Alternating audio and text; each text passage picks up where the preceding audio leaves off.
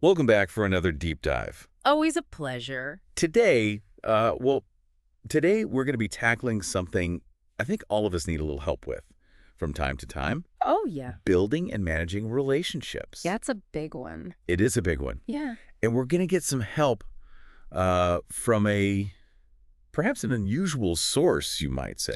Oh. A former FBI behavioral analyst, Okay. Schafer, and his book, The Like Switch. So we're going FBI style with our relationships. I like it. We're going to see what we can glean from his expertise Okay. in terms of how to build rapport, All right. make friends, and influence people. You wouldn't think the FBI would be so much about making friends. No, not really. Right. But, when you think about it, Yeah. a lot of what they do Sure. involves getting people to trust them, Yeah. to open up to them, Oh, right. maybe even reveal secrets. Mm-hmm. And so when you think about it that way, it makes a little more sense. Yeah. That there might be some overlap Yeah. between how to, make friends Mm-hmm. and how to do what they do. Yeah, I guess so. It's- So are we learning how to be, like FBI agents in our everyday life? Well, we'll see. Okay. I mean, we're not going to be teaching, interrogation tactics or anything. No. But I was going to say, I hope not. we are going to uncover the psychological principles Okay. that underlie how we build rapport with people. Okay. And I like. Schafer really lays this out Mm-hmm. right at the beginning of the book Okay. with something he calls the friendship formula. The friendship formula. Yeah? All right, let's hear it. Lay it on me. He says friendship equals proximity plus frequency plus duration plus intensity. Okay, so it's a math equation. It is a math equation. Friendship. It sounds a little clinical at first, Yeah. but when you start breaking it down, Yeah. it actually makes a lot of sense. Okay, let's unpack it then. So let's start with proximity. All right. So proximity, I mean, that's pretty basic. It just means like you're physically near someone. Right, yeah. You're not going to become best friends with someone who lives across the world. Right. Yeah. You got to be in their orbit. Got to be around. Yeah. Yeah. For any kind of relationship to develop. Exactly. So there's proximity, Okay. and then there's frequency. Frequency. So think about, Yeah. like how many times have you Yeah. bumped into someone at the coffee shop Yeah. or at the gym or whatever? Sure. At the dog park. Yeah. And each time you chat a little bit more, Yeah. Exactly. that's frequency at work. That's how it works. Yeah. Yeah. It's like that whole thing about out of sight, out of mind. Right. You got to be around for people to even remember you. Yeah, exactly. Right. And then if you're around more, then they think about you more, Yeah, then you're more likely to have longer interactions. exactly. And that gets us to And that brings us to duration. duration. So, you can have those little brief encounters Yeah. at the coffee shop or Yeah. whatever. But to really build a connection, Uh, those interactions need to get longer. yeah. You need to spend actual time Right. together, Mm-hmm. sharing experiences, Yeah. getting to know each other on a more personal level. Yeah, like actually doing things together, not Exactly. just like, hey, how are you? Hey, yeah. The weather's nice. Exactly. Yeah. So we've got proximity, frequency, duration. Yeah. It's making sense so far. It is. But this is the one that I think is really interesting. Okay. Intensity. Intensity. So what does he mean by that? What does that even mean? Yeah. In a friendship formula. Yeah, I don't know. Oh. What does he mean by intensity? Yeah. So intensity is about the strength of your interactions Okay. and your ability to meet the other person's needs, Okay. like to connect on an emotional level. Gotcha. So you can spend a lot of time with someone, Mm-hmm.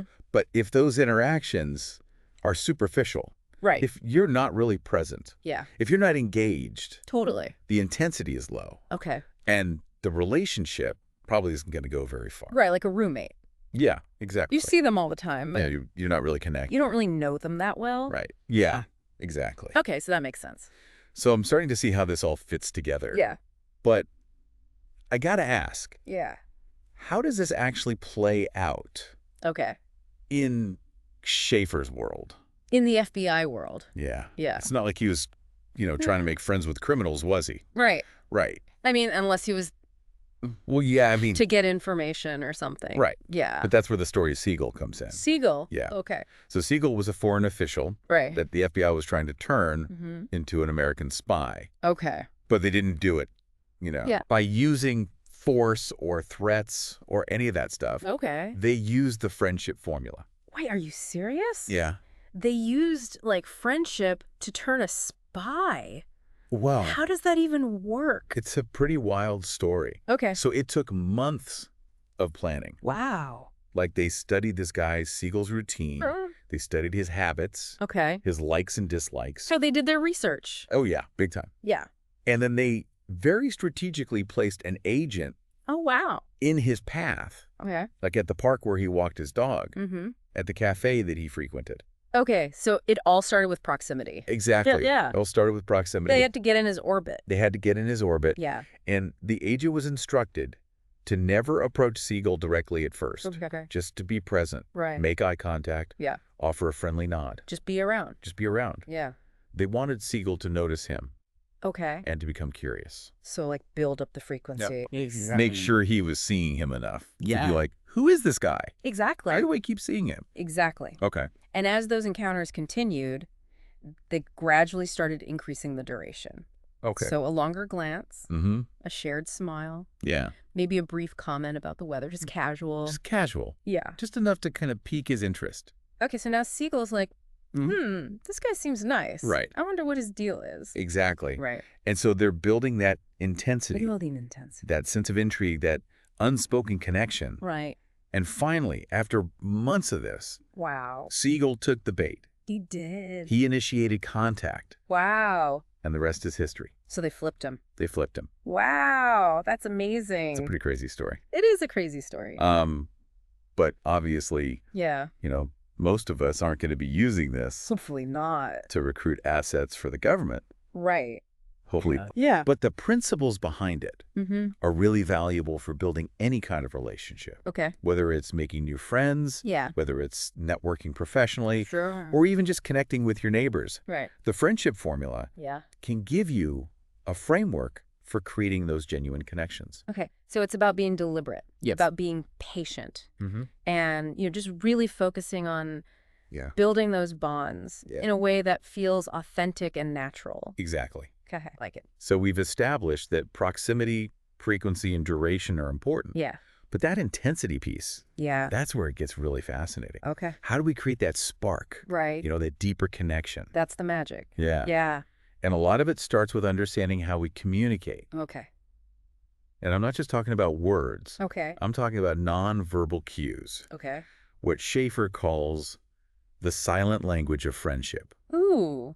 I like that. Yeah. Silent language of friendship. Yeah. All right. Let's get into that. Let's dive into that. Okay. Think about it this way.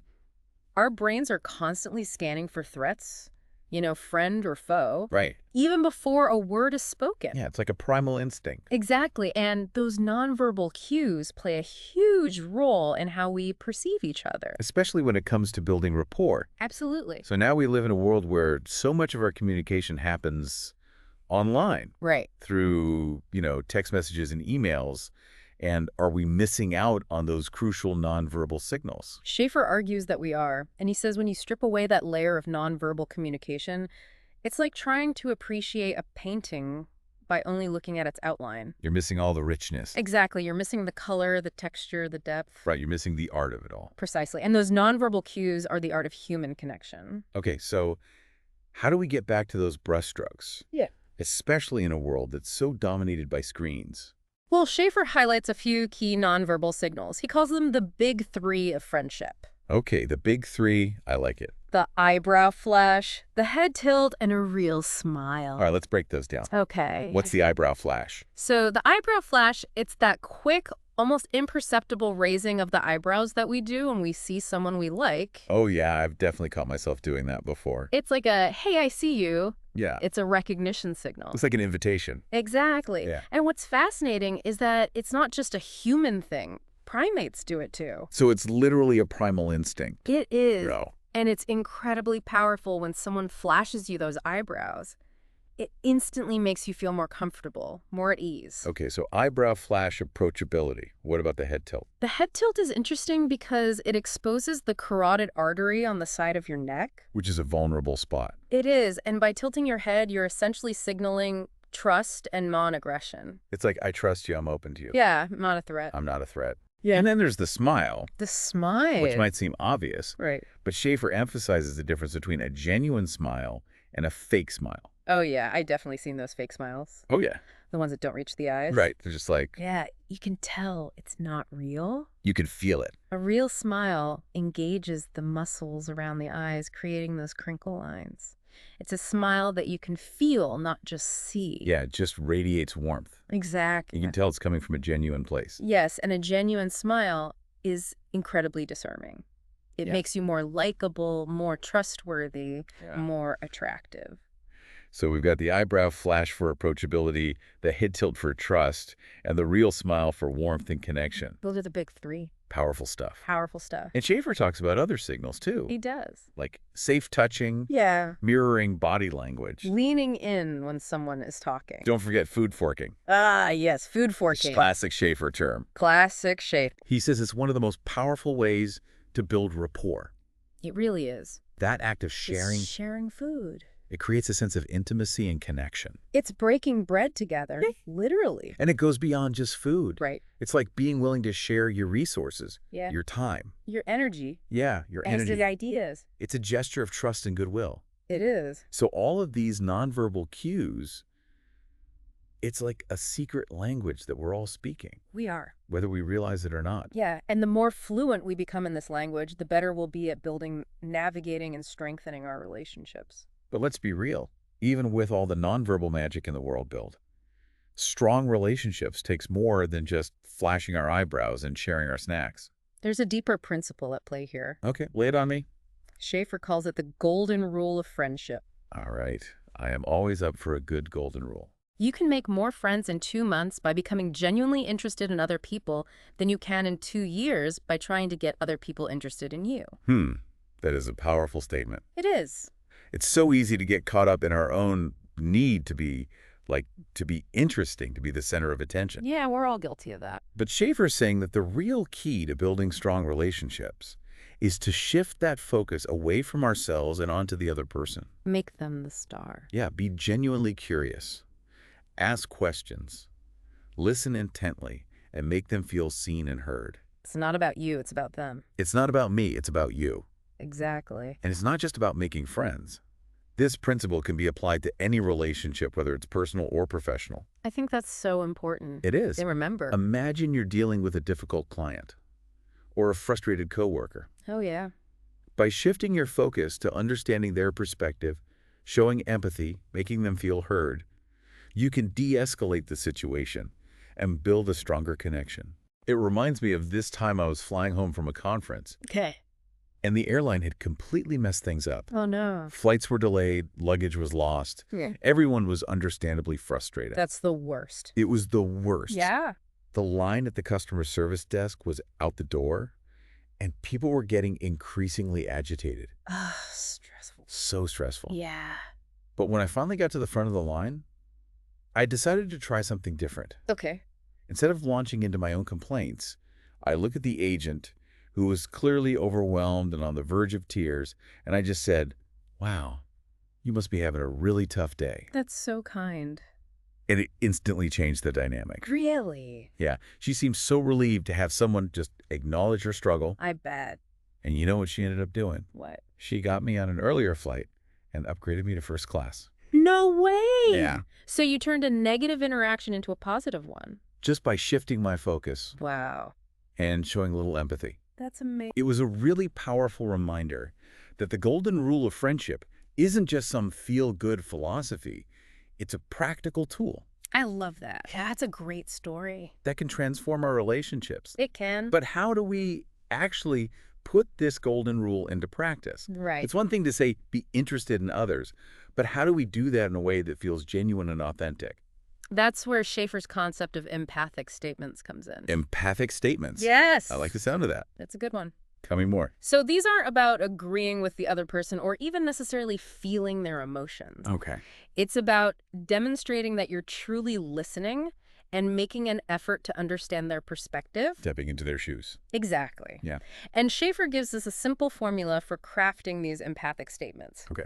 You start with so. So. Then you paraphrase what the other person has said, reflecting their emotions or situation. Now, sure. And then you ask a clarifying question to make sure you got it right. So it's like you're holding up a mirror to their experience. Exactly. Showing them that you're really paying attention. You're with them. Yeah. You're present. And that feeling of being heard of, being understood is so powerful. There can be. Yeah, it can disarm people, make them feel safe, and open the door to deeper connection. For sure.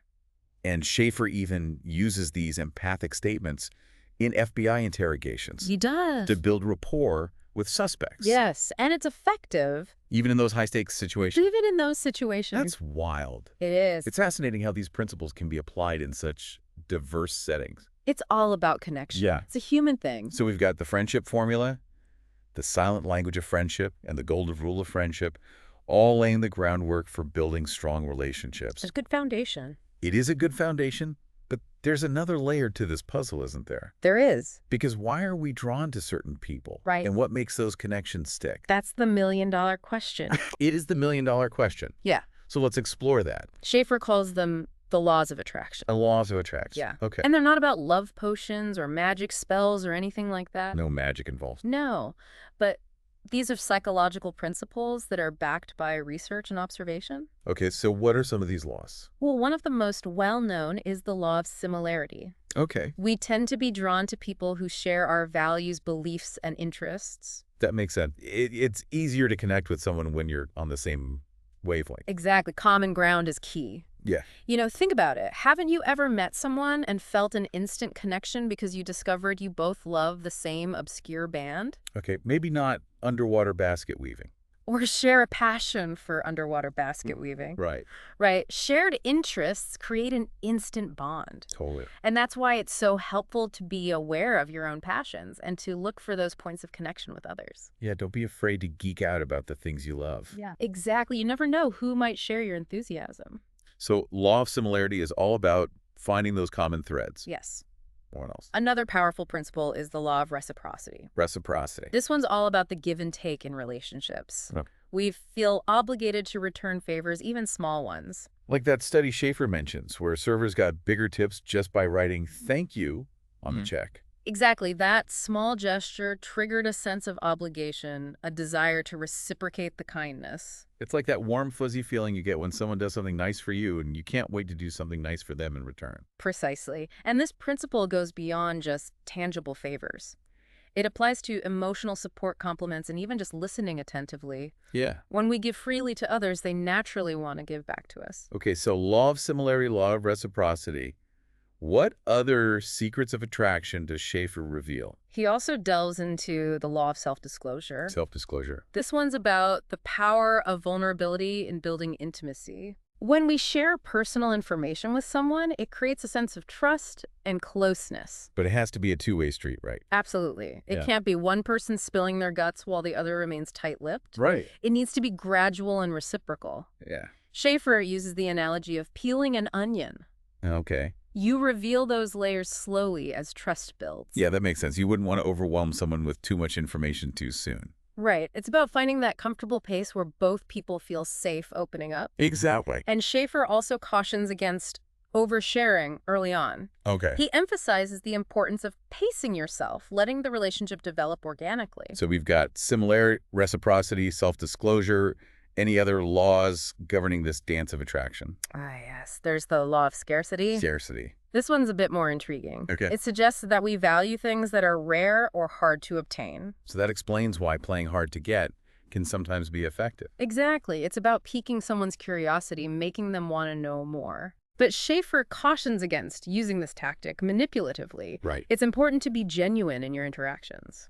So these laws of attraction, they're kind of working on us all the time, whether we're aware of them or not. They are. And once you understand them, you can start to use them to your advantage to build stronger and more meaningful relationships. You can. It's like having a secret decoder ring for human behavior. I like that. But it's not just about attracting people, it's about building closeness, moving beyond those superficial interactions. Right, and Schafer gives us all sorts of nonverbal tells that indicate increasing rapport, prolonged eye contact, more intimate touching, mirroring body language. Removing physical barriers, sharing food, whispering, they all signal that a connection is deepening. And being aware of these cues can help you gauge the strength of a relationship to know when to deepen the connection or when to step back. Yeah, it's about reading those subtle signs and responding appropriately. It is. And let's be honest, no matter how good you are at building relationships, conflicts are bound to happen. Conflicts are inevitable. Even in the strongest connections, you'll have disagreements, frustrations, misunderstandings. It's part of life. It is.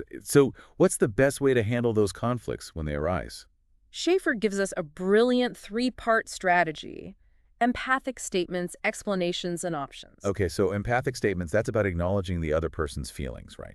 Exactly. You start by showing them that you're listening and trying to understand their perspective, even if you don't agree with them. Okay, and then if appropriate, you provide an explanation for your side of the story. Right, without blaming or accusing. Right, it's about calmly stating your perspective while still respecting the other person's feelings. Exactly. And finally, you present options, Yes. giving the other person a sense of control by offering choices for moving forward. It's about collaborating on a solution rather than dictating terms. This approach sounds so much more effective than just arguing or trying to win the conflict. It is. Schafer even shares examples of how customs officials use this strategy to de-escalate tense situations with angry travelers. Wow, so it really works. It does. It's a reminder that these techniques aren't just for building friendships, they're for navigating any challenging interaction. Any challenging interaction. And let's not forget, we're living in a digital world where so much of our communication happens online. Right. And that comes with its own set of challenges and opportunities when it comes to relationships. Absolutely. Schafer has some fascinating insights about the unique dynamics of online communication. He talks about the potential for deception, the importance of skepticism, and the need to be cautious, but not cynical. He does. And he also stresses the importance of bringing those essential elements of face-to-face communication into the digital space. Yes. Things like video calls, using clear and concise language, Yeah. and being mindful of our tone. All very important. Yeah, and ultimately, even in the digital age, genuine connection is still about being authentic, being respectful, and being genuinely interested in other people. Couldn't have said it better myself. So there you have it, folks, our deep dive into the like switch. That was fun. We've explored the formula for friendship, the silent language of connection, the laws that govern attraction, and the strategies for navigating conflict. We covered a lot of ground. We did. And we learned that building strong relationships takes effort, awareness, and a willingness to step outside of ourselves to truly see and understand the other person. Be open to connection. Exactly. Yeah, But the rewards are immeasurable. they are. Strong relationships enrich our lives, provide support and comfort, and make us feel more connected to the world around us. That's what makes life worth living. It really is. So as you go forth into the world, armed with this newfound knowledge, remember to approach your interactions with genuine curiosity, empathy, and a willingness to connect on a deeper level. And never underestimate the power of a genuine smile A listening ear. and a shared moment of connection. Couldn't agree more. Well, until next time. Keep diving deep, keep learning, keep connecting. See you next time.